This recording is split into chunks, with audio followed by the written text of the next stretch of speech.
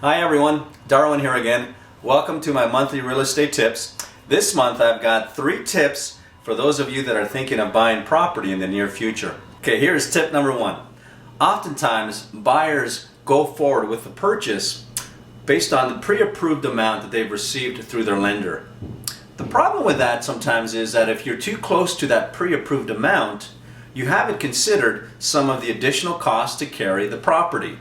Things like the utilities, insurance, taxes, the maintenance of the home, which can be a big one depending on what the job is.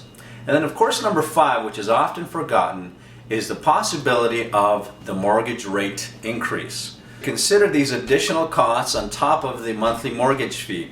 Give yourself enough of a buffer so that your home ownership will be that much more enjoyable. Here's tip number 2, and this one's coming to you straight from personal experience. Do not buy a fixer-upper unless you have all 3 of these things: time, skill, and money. Although fixer-uppers appear very attractive and they're very romanticized in our television today with all the home flipper programs we see, fixer-uppers can potentially actually cost considerably more in the long run. If you do not have the time, the skill, and the money to complete a successful fixer-upper project, it's going to end up costing you way more money in the long run. Okay, here is tip number 3. And this one really hits close to home for me because it's how I actually got into real estate. For those of you that are sitting on the bubble, wondering whether you should actually get into home ownership or not at this time because of some financial constraint, the thing to consider is possibly looking at a property that has that second unit income.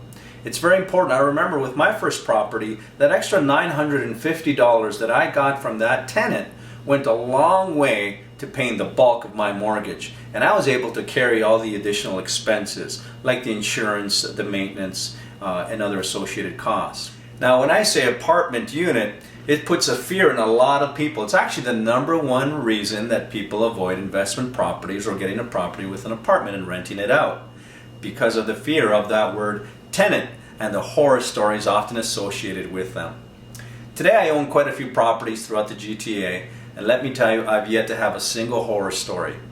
And this is where an expert like myself comes in and totally helps you, takes you step by step, and helps you and teaches you how to avoid the pitfalls with that fear.